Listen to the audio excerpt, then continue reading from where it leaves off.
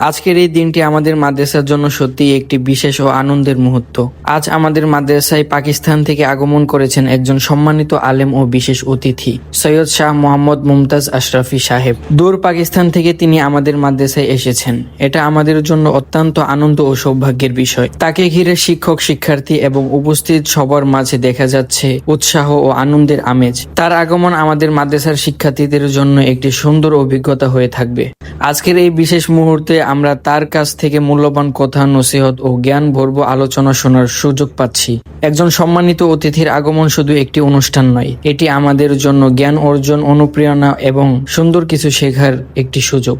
আজকে এই বিশেষ মুহূর্ত আপনাদের সঙ্গে শেয়ার করলাম। আমাদের মাদ্রাসায় পাকিস্তান থেকে আগত সম্মানিত অতিথি সৈয়দ শাহ মোহাম্মদ মুমতাজ আশরাফি সাহেবের আগমন স্মরণীয় হয়ে থাকবে ইনশাআল্লাহ।